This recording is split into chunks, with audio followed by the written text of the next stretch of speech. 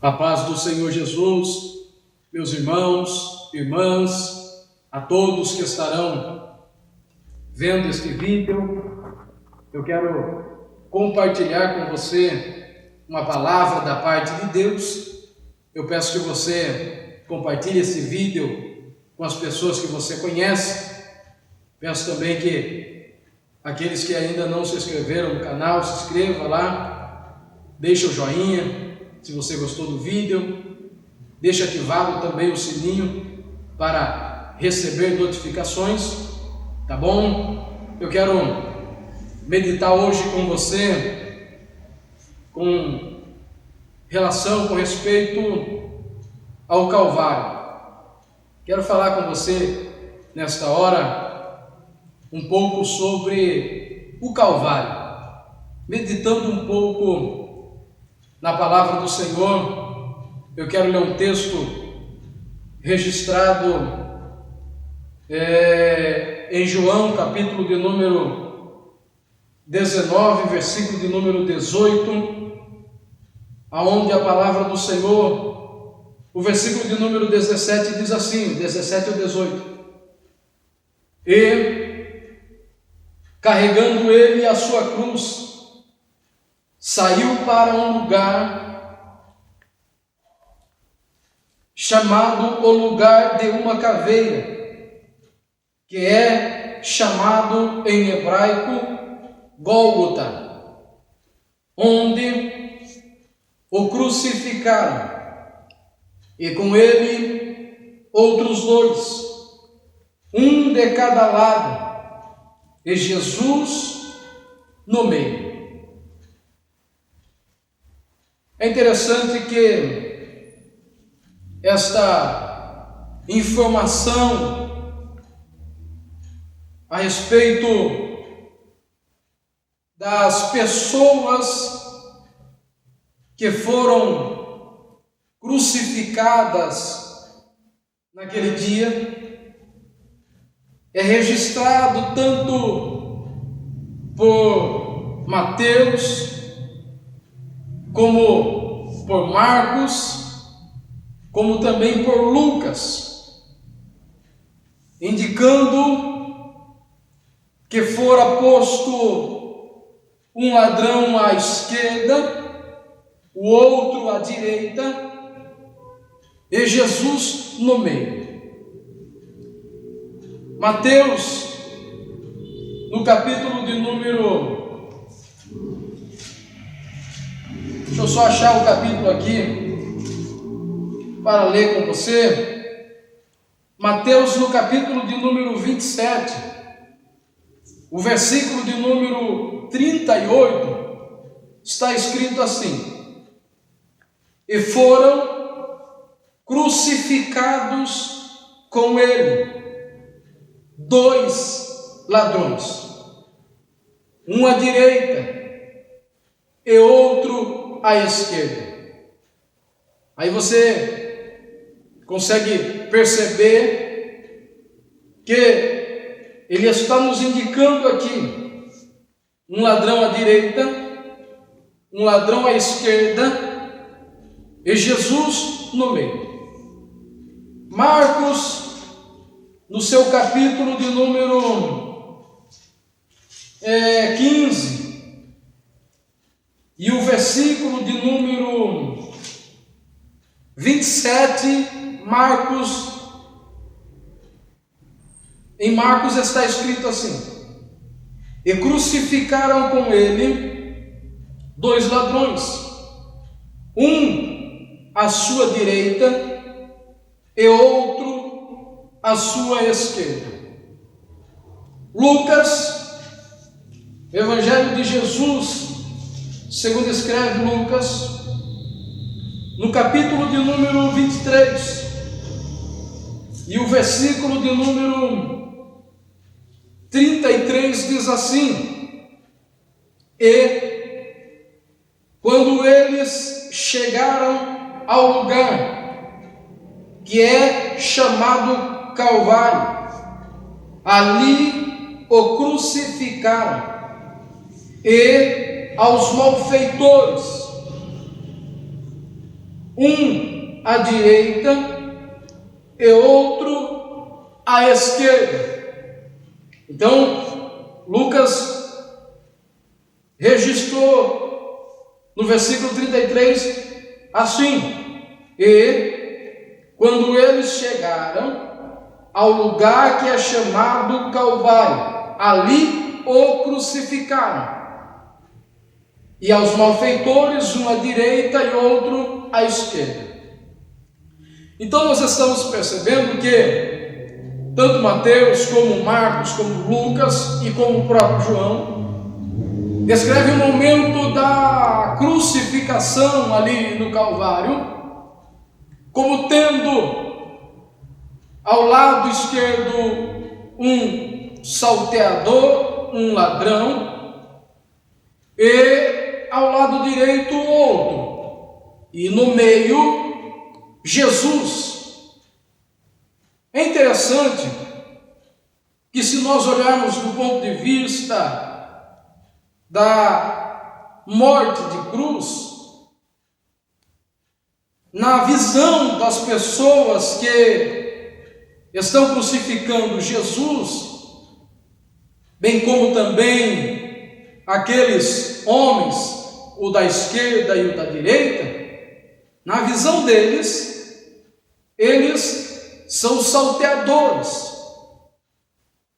Mas o interessante é que nós percebemos que, se olharmos deste ponto de vista do salteador, pelo fato de morrer de morte de cruz, nós pensaríamos então que não há privilégios do ponto de vista do momento da crucificação. Jesus poderia ser colocado do lado esquerdo, poderia ser colocado do lado direito, porque aos olhos daquelas pessoas ele é também um malfeitor.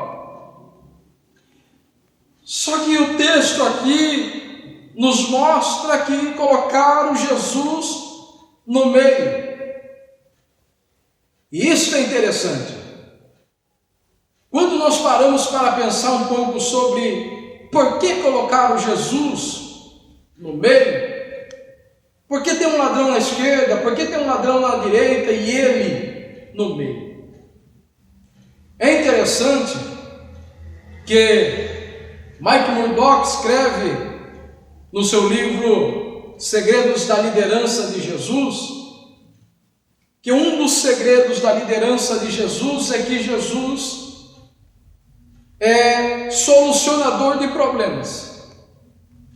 E eu quero utilizar deste pensamento para traçar um percurso, então, até chegarmos aqui novamente no Calvário. Porque se eu pensar agora com você sobre quando Adão e Eva pecaram e o pecado entra no mundo atingindo a humanidade, nós percebemos então que há um problema a ser resolvido, que Adão não poderia resolver porque falhou. Noé também não teria condição de resolver, porque também falhou. E tantos outros homens que eu poderia citar, que não teriam condição alguma de resolver, porque também falhou. E todos falharam então de alguma maneira. É tão verdade isso que Romanos capítulo 3, versículo de número 23, a Bíblia diz assim, porque todos pecaram. Diz, Romanos capítulo de número 3, o versículo de número 23. Diz assim o versículo 23, porque todos pecaram e estão privados da glória de Deus. Então ele diz todos. No capítulo de número 6 e no versículo de número 23, está escrito também assim: porque o salário do pecado é a morte, mas o dom de Deus é a vida eterna por Jesus Cristo, nosso Senhor. Então nós percebemos que há um problema que nenhum destes homens podem ou tem condição, nenhum destes homens pode resolver, nenhum destes homens tem condição de resolver. E o interessante é que no anúncio do nascimento de Jesus, no capítulo de número 1 do Evangelho que Mateus escreve, o versículo de número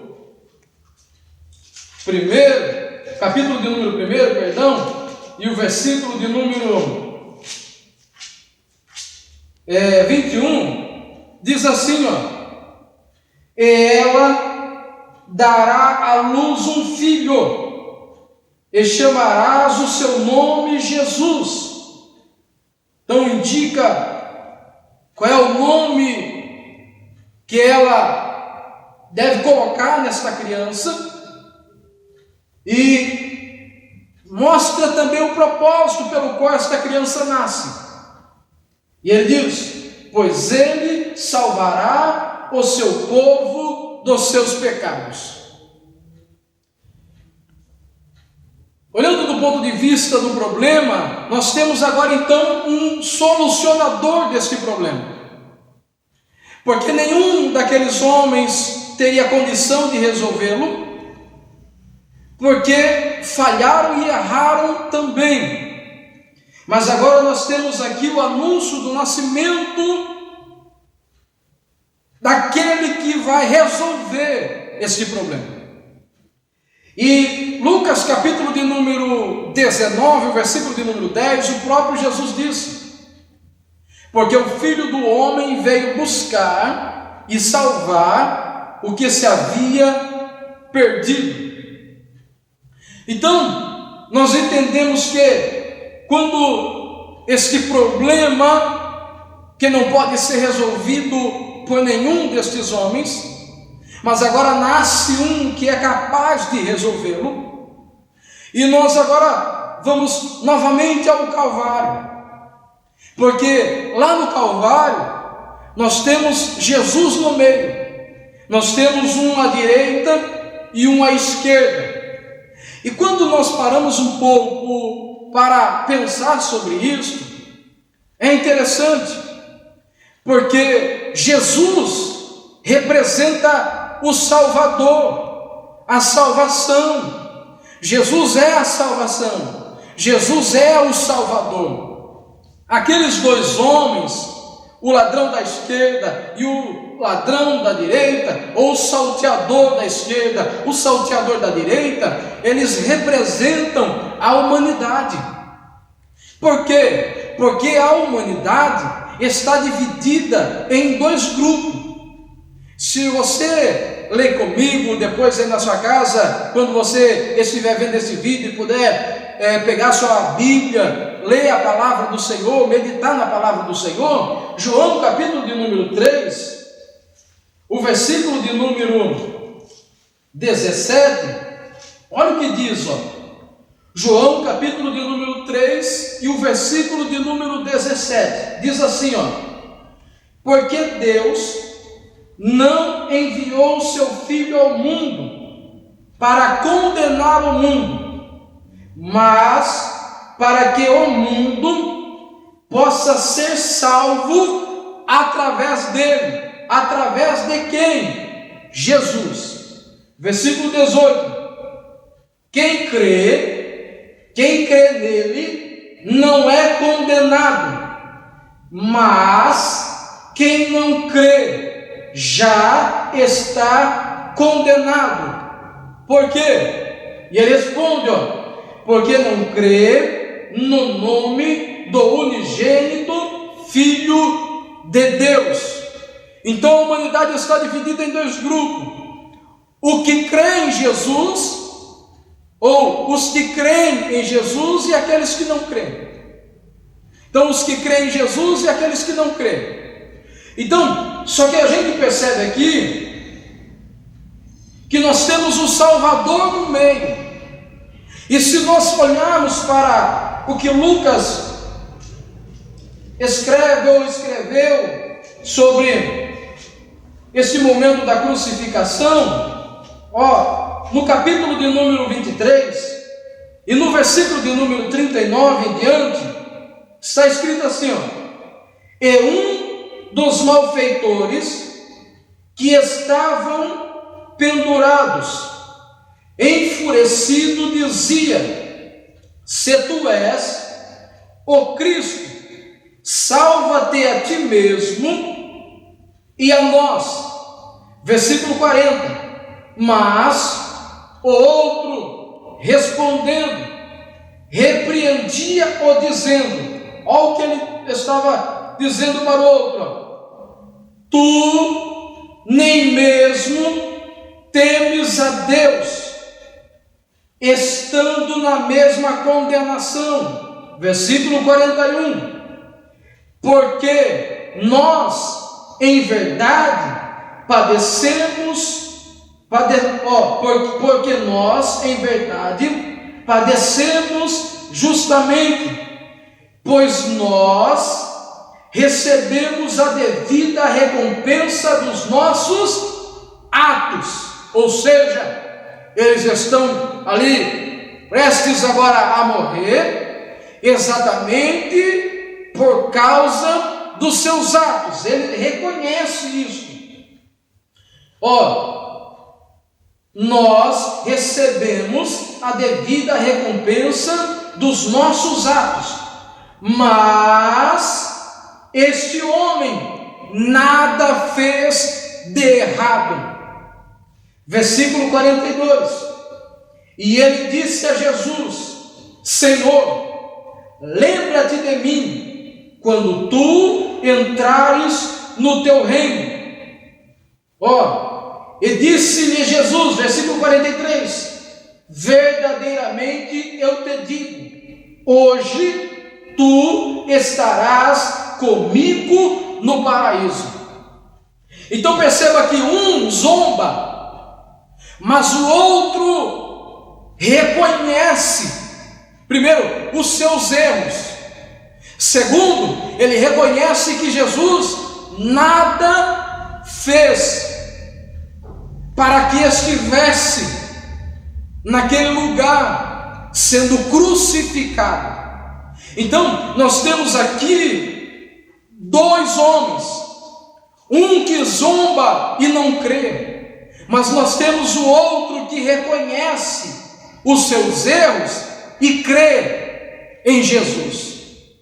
Então a humanidade está dividida em dois grupos: aquele que crê e aquele que não crê, e no meio está o Salvador. Então perceba que no meio está o Salvador, mas Jesus não forçou nem o da direita e nem o da esquerda a crer nele. Ele está no meio, dando ao homem a possibilidade, o direito de escolha entre crer e não crer. Só que só existe dois lugares: só existe o céu e só existe o inferno. Então, e o Salvador está no meio, entre o céu e o inferno está o direito da escolha, para qual lugar nós queremos ir, céu ou inferno. E no meio está o Salvador, nos dando a possibilidade, a oportunidade de crer nele e ser livre da condenação. Eu acho isso interessante, porque a mensagem da cruz, ela é poderosa. A mensagem da cruz, ela tem poder. A mensagem da cruz, ela muda a vida das pessoas. Isso é tão verdade que Paulo, no capítulo de número 1 da sua primeira epístola aos Coríntios, no versículo de número 17 em diante, Paulo diz assim: porque Cristo enviou-me não para batizar, mas para pregar o Evangelho, não com sabedoria de palavras, para que não se faça vã a cruz de Cristo. Versículo 18: porque a pregação da cruz é loucura para os que perecem, mas para nós que somos salvos é o poder de Deus. A mensagem da cruz é o poder de Deus. No versículo de número 23 ele diz assim: mas nós pregamos a Cristo crucificado, que é pedra de tropeço para os judeus e para os gregos loucura. Versículo 24: mas para os que são chamados, tanto judeus como gregos, Cristo é o poder de Deus e a sabedoria de Deus. Pedro, na sua primeira epístola, e Pedro, no capítulo de número 1, e o versículo de número 18 está escrito assim: porque vós sabeis que não fostes redimidos com coisas corruptíveis, como prata, ouro, de vossa vã maneira de viver, a qual recebeste dos vossos pais. Versículo 19: mas com o precioso sangue de Cristo, como de um cordeiro, sem defeito, sem mancha, a cruz do Calvário, a cruz de Cristo. A mensagem da cruz é poder. A mensagem da cruz é poder para salvar, é poder para livrar o homem da perdição, é poder para livrar o homem da condenação. Jesus foi crucificado no meio, e a palavra meio ali, quando João escreve no capítulo 19 e o versículo 18, indica centro. Jesus está no meio, como a centralidade. Jesus é o centro, e todos aqueles que desejarem, que querem ser livres da perdição eterna, precisam reconhecê-lo como único e suficiente Salvador da sua vida. Porque se nós entendemos, como Lucas deixou registrado, que um foi para o paraíso porque reconheceu os seus erros, porque se arrependeu, porque creu em Jesus, e o outro que não se arrependeu, que não creu em Jesus, foi para onde? Eu quero que você medite nesta palavra, compartilhe esta palavra, guarde esta palavra, e eu deixo esta reflexão para a sua vida, para uma meditação. Compartilha com os seus amigos, e assim nós estaremos evangelizando também com a mensagem da cruz. Toda semana estarei compartilhando um vídeo neste canal do YouTube, e eu peço que você possa me ajudar compartilhando esta mensagem, tá bom? Deus abençoe grandemente a sua vida, Deus abençoe a sua casa, a sua família, e um forte abraço a todos.